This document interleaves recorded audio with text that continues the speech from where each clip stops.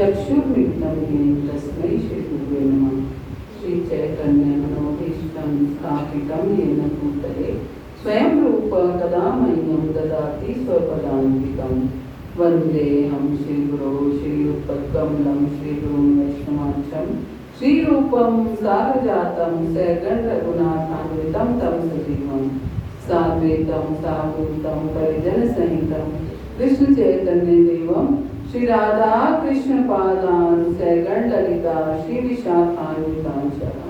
हे कृष्ण करुणा सिंधु दीनबंधो जगतपते गोपेश गोपिका कांत राधा कांत नमस्ते।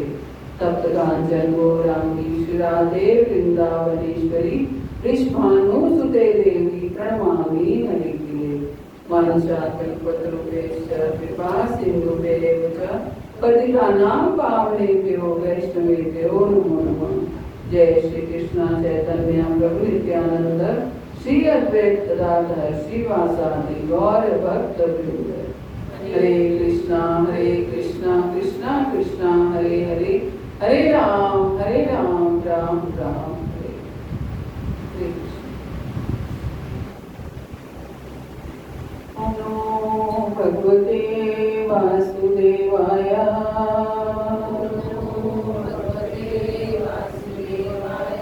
ओम नमो भगवते वासुदेवाय।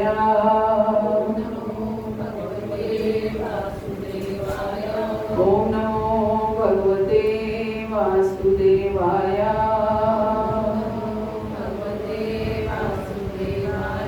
नारायणं नमस्कृत्य नरं चैव नरोत्तमं देवीं सरस्वतीं व्यासा ततो जयमुदीरये। नष्टप्रायेषु भद्रेषु नित्यं भागवत सेवया भगवती उत्तम श्लोके भक्तिर्भवति नैष्ठिकी।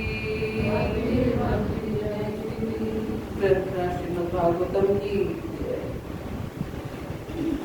तो आज नरसिंह जयंती है, सबको नरसिंह जयंती की बहुत बहुत बधाई, बहुत बहुत शुभकामनाएं।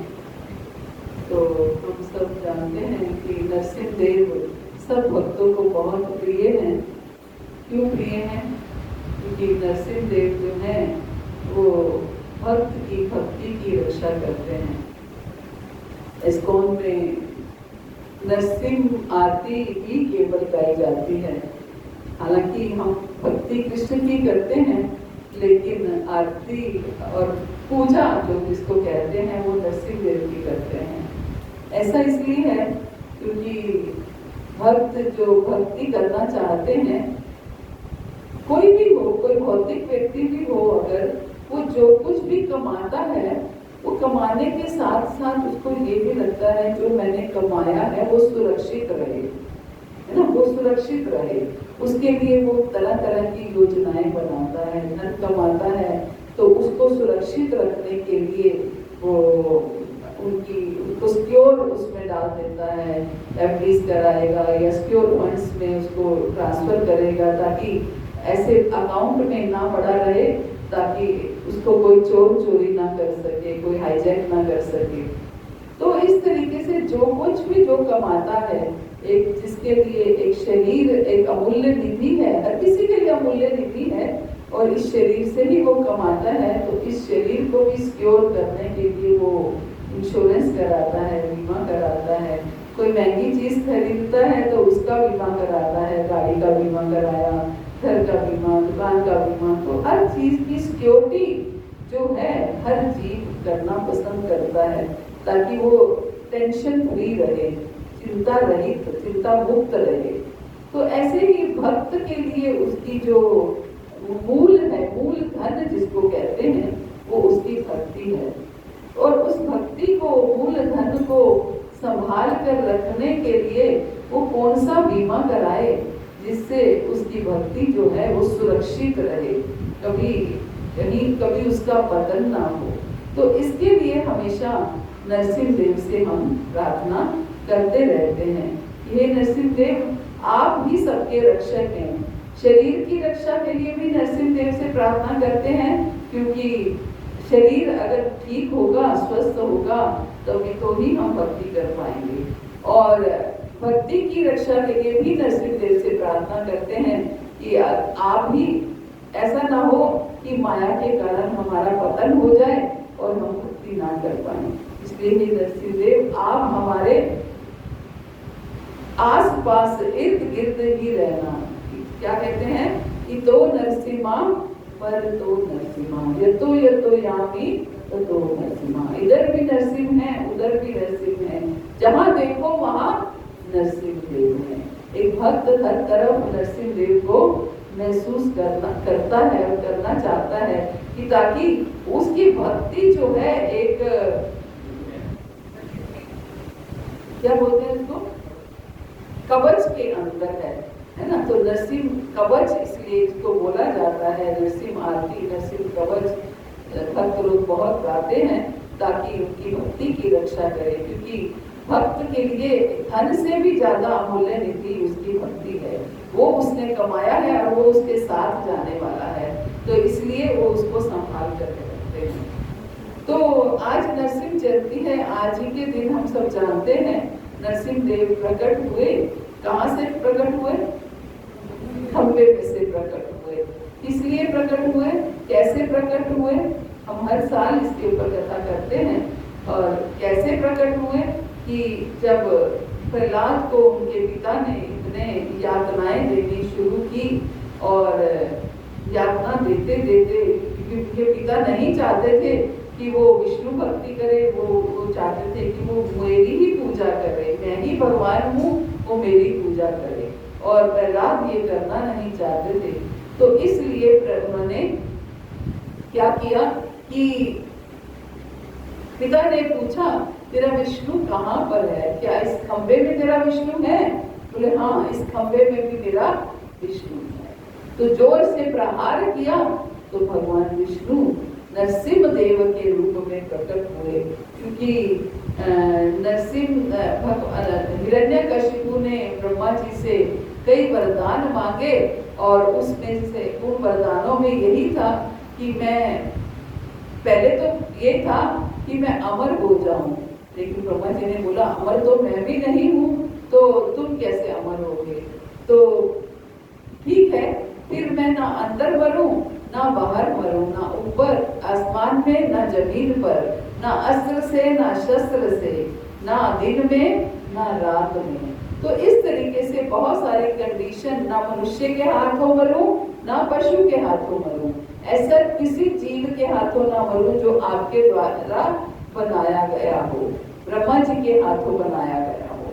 तो ब्रह्मा जी ने तो यह मनुष्य 84 लाख योनियां ब्रह्मा जी ने प्रकट की, उत्पन्न की, उनमें से ऐसी कोई योनि नहीं थी जो आधे नर हो और आधा पशु हो। तो इसलिए भगवान ने एक अलग ही रूप लेकर के अपने भक्त की रक्षा करने के लिए प्रकट हुए। ना तो किसी के गर्भ से प्रकट हुए, और कहां से प्रकट हुए? खंबे में से प्रकट हुए। और हिरण्यकशिपु ने जब बोला कि तेरा विष्णु क्या इस खंबे में भी है? हाँ, मेरा विष्णु इस खंबे में भी है। तो जोर से प्रहार करने पर भगवान नरसिंह देव प्रकट हो गए। नरसिंह भगवान की जय। तो ऐसे ही भगवान कोई भी रूप ले सकते हैं। इसका मतलब क्या है? हमारा मुख्य हमें सीखना है आज के दिन कि हम क्या सीख सकते हैं प्रहलाद महाराज से। एक भक्त से हम क्या सीख सकते हैं, क्या शिक्षा ग्रहण कर सकते हैं, क्या उपदेश ग्रहण कर सकते हैं। तो सबसे पहला तो उपदेश ही यही है कि हम कैसे अपनी भक्ति को इतना दृढ़ बनाएं कि भगवान को भी अपना रूप बदल करके कैसे भी आना पड़ जाए। कोई ऐसा नहीं था कि प्रहलाद भगवान के बहुत ही कोई नियर एंड डियर थे, ऐसा था क्या? कुछ नहीं था ऐसा। आसुरी परिवार में, असुर परिवार में जन्म लिया था प्रहलाद ने। लेकिन फिर भी भगवान के नियर एंड डियर कैसे बन गए, भगवान के इतने प्रिय कैसे बन गए। हम भगवान के इतने प्रिय क्यों नहीं बन पाते कि भगवान हमारी रक्षा, हमारी भक्ति की रक्षा करने के लिए प्रकट हो। प्रहलाद इतने डियर कैसे बन गए, क्योंकि उनकी भक्ति में दृढ़ता थी, है ना, दृढ़ता थी। उन्होंने कुछ नहीं, ना कभी किसी से शिकायत नहीं की कि मेरे पिता मेरे साथ मुझे इतनी यातनाएं देते हैं। कभी आपने भागवत में भी पढ़ा नहीं होगा कि उन्होंने किसी से कंप्लेंट की हो कि मेरे पिता मुझे भक्ति नहीं करने देते, मुझे इतनी यातनाएं देते हैं। कभी उन्होंने किसी से शिकायत नहीं की। उन्होंने ये सोचकर सब कुछ सहन किया कि मैं ये सब कुछ किसके लिए कर रहा हूँ, क्योंकि मैं विष्णु से प्रेम करता हूँ, क्योंकि मैं भगवान से प्रेम करता हूँ और उनका प्रेम पाना चाहता हूँ। और अगर आज मेरी भक्ति में जितनी भी बाधाएं आ रही हैं, वो इसी कारण से आ रही हैं कि मेरा कोई प्रारब्ध ऐसा होगा कि मैंने आसुरी परिवार में जन्म लिया और मुझे भक्ति करने की आज्ञा नहीं मिल रही है। तो इसलिए कभी भी उन्होंने शिकायत नहीं की और चुपचाप जो है भक्ति करते रहे। इतनी भी यातनाएं सही उन्होंने तो, लेकिन ऐसा कभी नहीं हुआ कि उन्होंने कोई यातनाओं के बारे में किसी से कहा तक नहीं हो। तो इसलिए हमें सबसे पहली सीख क्या है कि हम जो है कैसे शांत भाव से भगवान की भक्ति को कर सकते हैं। भले ही हमारे ऊपर कितना भी कष्ट आए, लेकिन भक्ति की दृढ़ता जो है वो वैसे ही रहे, भक्ति की दृढ़ता में कोई अंतर ना आए। ये हमें प्रहलाद महाराज सिखाते हैं। तो बहुत कुछ है जो हम इस आधे घंटे में कवर नहीं कर सकते, लेकिन आज रविवार है और Sunday is for Swami and today special Sunday is for Swami and Narsinghdev also. तो आप सारा दिन भगवत भावना भावित रहे, कृष्ण भक्ति में निमग्न रहे, नरसिंहदेव से प्रार्थना करते रहे कि हम कैसे अपनी भक्ति की रक्षा करें। तो हम सुबह से, आज पहले सुबह यहाँ नरसिंह कथा होगी, उसके बाद माटे नगर में 11:30 बजे से कथा होगी और उसके बाद शाम को आया नगर में गुरु महाराज के मुख से हम सुनेंगे नरसिंह कथा। तो आज सारा दिन आप कथा सुनिए ताकि हमारी भी भावना प्रहलाद महाराज की तरह दृढ़ हो जाए। एक दिन तो हम स्पेयर कर सकते हैं अपनी भक्ति की रक्षा करने के लिए, तो ताकि हमारी भावना जो है प्रहलाद महाराज की तरह हो जाए और हम अपनी भक्ति की रक्षा करने के लिए, कुछ भी करने के लिए तत्पर हो जाए। तो मुख्य तौर से अब नरसिंहदेव प्रकट तो हो गए। अब नरसिंहदेव प्रकट होकर के सबसे पहले उन्होंने क्या किया, सबसे पहले उन्होंने हिरण्यकशिपु पे वार किया। कैसे वार किया, अपने नाखूनों, अपने हिरण्यकशिपु को अपनी जांघ पर लेटाया और नाखूनों से, क्योंकि उन्होंने बोला था ना मैं जमीन पर मरूं ना आकाश में मरूं, तो उन्होंने जांघ पर लेटा करके और ना किसी अस्त्र से मरूं ना शस्त्र से मरूं और अपने नाखूनों से उनको फाड़ दिया एक तरह से। तो ऐसे नरसिंहदेव ने हिरण्यकशिपु का वध किया। अब इतने क्रोध में हैं कि हुंकार लिए जा रहे हैं। लक्ष्मी जी समझा रही हैं, सब शांत करने का प्रयास कर रही हैं, लेकिन लक्ष्मी जी से भी शांत नहीं हो रहे हैं। तो तब फिर प्रहलाद को कहा गया कि तुम शांत कर सकते हो। नारद जी ने प्रहलाद महाराज को कहा कि तुम शांत कर सकते हो। तो नारद जी के कहने पर प्रहलाद महाराज जाकर के भगवान से प्रार्थना करने लगे कि प्रभु शांत हो जाइए, और अब मेरे पिता हैं वो तो जा ही चुके हैं, अब आप शांत हो जाइए। तो प्रहलाद महाराज ने भगवान ने गोद में प्रहलाद महाराज को बिठा लिया और प्रहलाद को चाटने लगे, प्रेम करने लगे। प्रहलाद के प्रेम करने से उनका क्रोध जो है वो शांत हो गया। तो अगर एक भक्त के विरोधी जो होता है, जैसे कि हिरण्यकशिपु थे, उनके विरोधी से अगर भगवान क्रोधित हो गए तो लेकिन शांत किससे हुए? भक्त के प्रेम से शांत हुए। तो ये हमें सीखना है कि कैसे एक भक्त का प्रेम भगवान के साथ होता है। जो भगवान को वरना क्रोध क्यों आता है? भगवान को क्रोध आ सकता है क्या? भगवान को क्रोध नहीं आ सकता। क्रोध एक विकार है, लेकिन भगवान को क्रोध तब आता है जब उनके भक्त पर कोई आंच आती है ना? ऐसे ही ये शिक्षा हमें देखनी है कि भक्त को भी क्रोध तब करना है जब भगवान के ऊपर कोई आंच आती है। भगवान को कोई बुरा भला या कुछ भी अपशब्द बोलता है या किसी भक्त को भी अपशब्द बोलता है तो भक्त को क्रोध आना चाहिए। जैसे भगवान को कब क्रोध आया? जब भक्त को अब तो बुरा भला कहा गया, भक्त को यातनाएं दी गई, तो भगवान को क्रोध आया। लेकिन भगवान को भी, हमें भी तभी क्रोध करना है जब भक्त और भगवान पर कोई अपशब्द बोले। और फिर भगवान प्रहलाद महाराज से कहने लगे कि मांगो क्या मांगते हो? तो प्रहलाद महाराज क्या मांगते हैं? क्योंकि हमारी मांगने में बहुत रुचि रहती है। हम तो भगवान को बुलाना ही इसीलिए चाहते हैं ताकि हम भगवान से कुछ मांग पाए।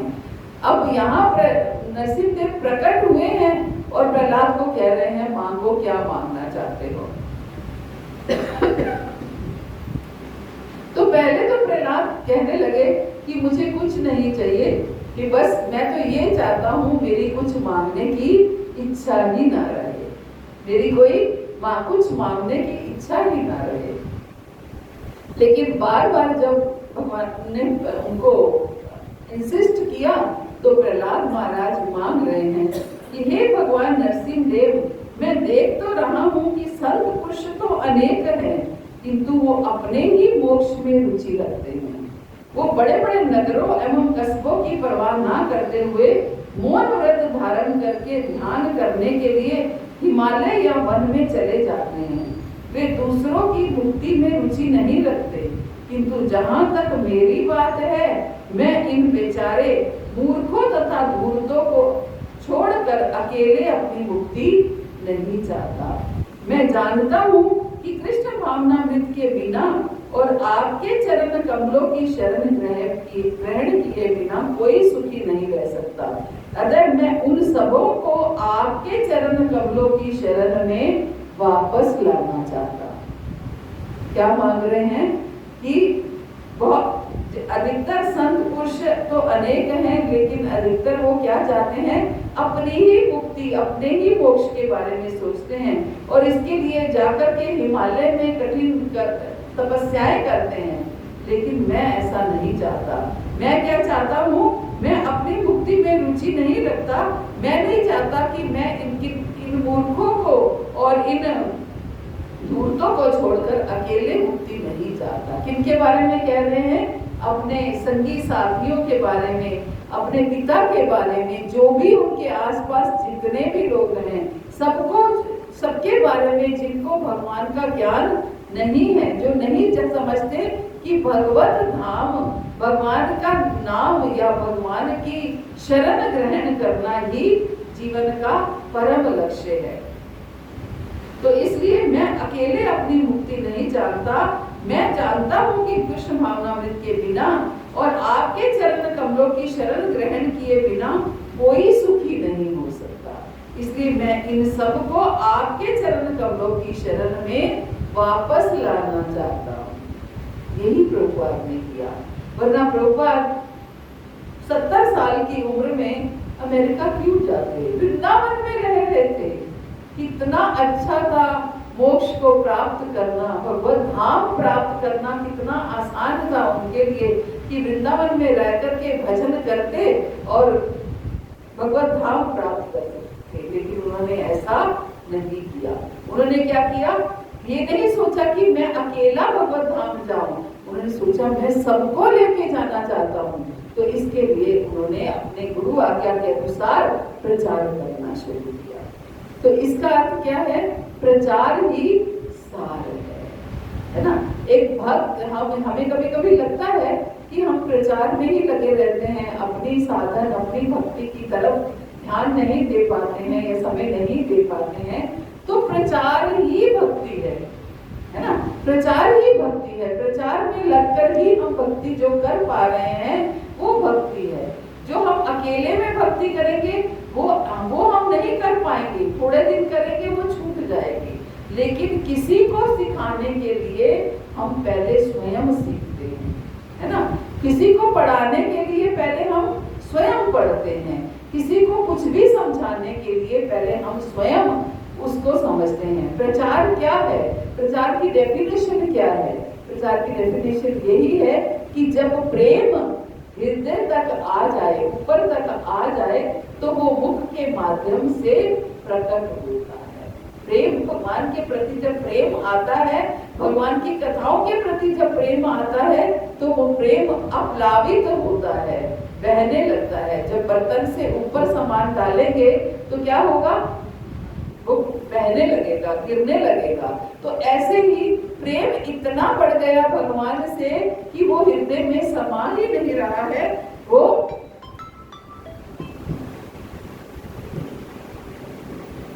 हृदय में समा ही नहीं रहा है, वो मुख के माध्यम से प्रकट हो रहा है। तो इसलिए प्रहलाद महाराज ने ये मांगा कि मुझे क्या चाहिए? मुझे ये चाहिए कि केवल मैं अकेला भगवत धाम जाना नहीं चाहता, मैं अपने साथ अपने जो निज जन है, मेरे जो ये संगी साथी हैं, मैं सबको लेकर के जाना चाहता हूँ। और आगे कहते हैं,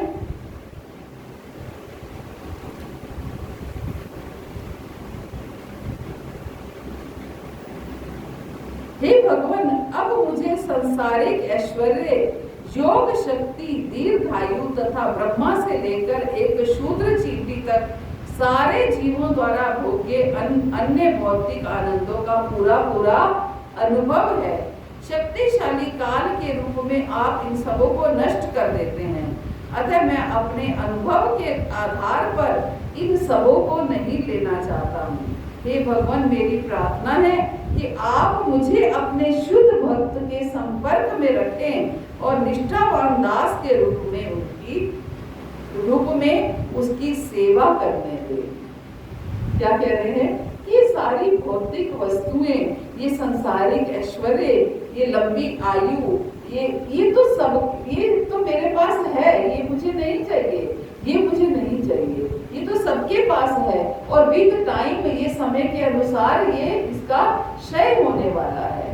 मुझे क्या चाहिए? बस मुझे आपसे ये प्रार्थना है कि आप मुझे निष्ठावान और शुद्ध भक्तों के संपर्क में रखें, निष्ठावान और शुद्ध भक्तों का संग प्रदान करें, और ना केवल संग प्रदान करें, उनकी सेवा भी प्रदान करें, है ना।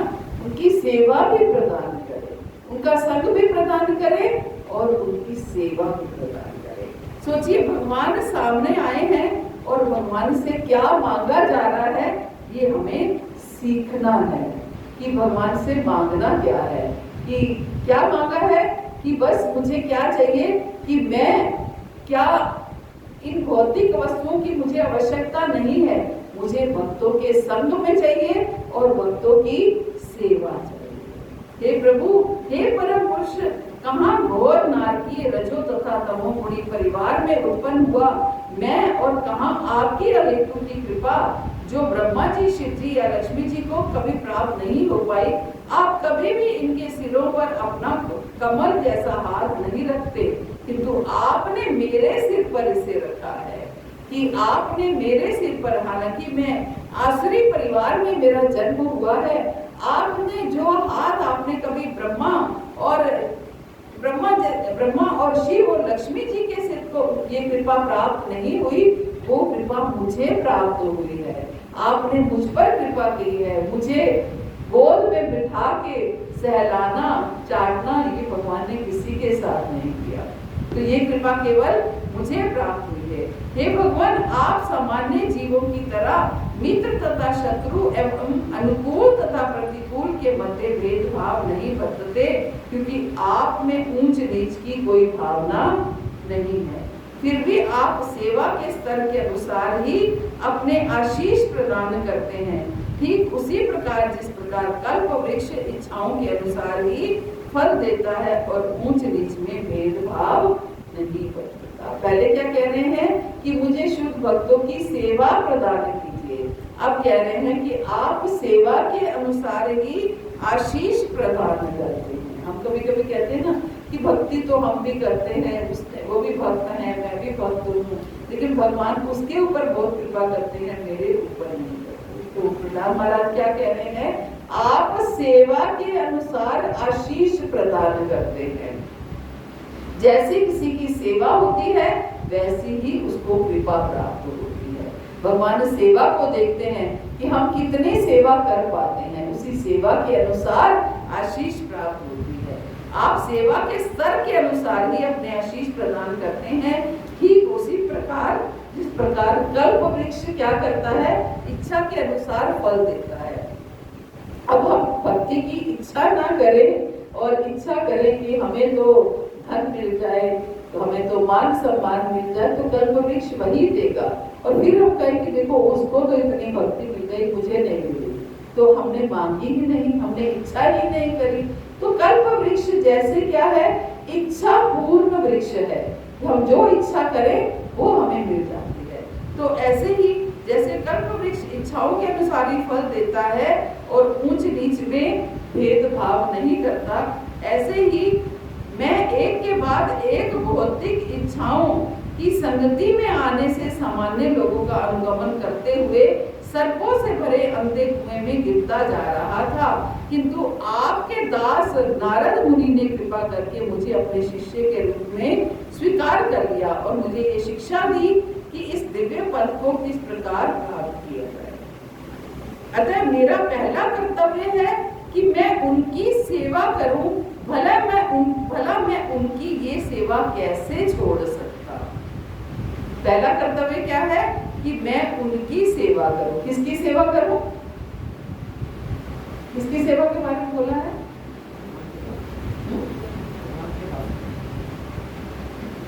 भगवान के दासों की, तो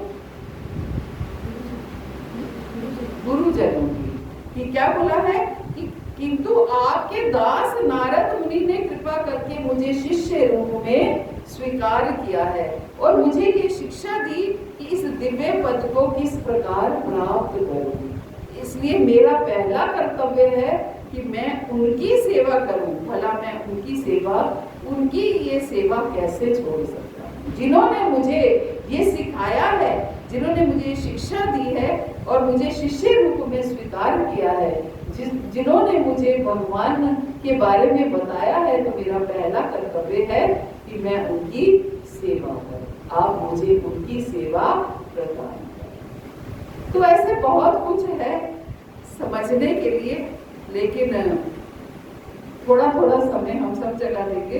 तो यदि मेरे अतिरिक्त कोई परम नियंता है, तो हे भगवान, हे दिव्य गुणों के असीम आगार, आपने मेरे पिता हिरण्यकशिपु का वध किया है और मुझे उनकी तलवार से बचा लिया है।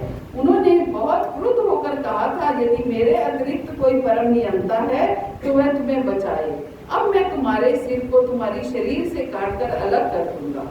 इसलिए मैं सोचता हूँ कि मुझे बचाने तथा उन्हें मारने दोनों ही कार्यों में आपने अपने भक्त के वचनों को सत्य करने के लिए कर्म किया है, कि आपने मेरी रक्षा की और मेरे जो है मेरे पिता का वध किया। तो ये दोनों ही चीजें ये बता रही हैं कि कैसे आप अपने भक्त के वचनों की रक्षा करते हैं। कि जैसे पिता ने कहा कि अगर तेरा कोई पिता है और विष्णु है और तो वो आए और तेरी रक्षा करे, तो आपने मेरी रक्षा की।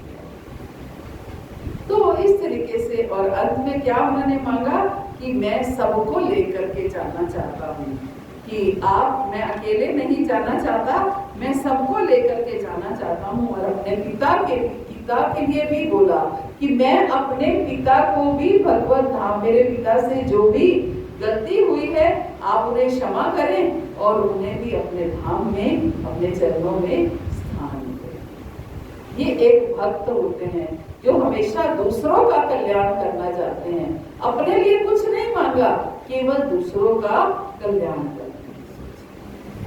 हरे कृष्णा। श्री प्रभुपाद की जय, गुरु महाराज की जय। आप तो किसी का कोई प्रश्न हो कर सकते हैं।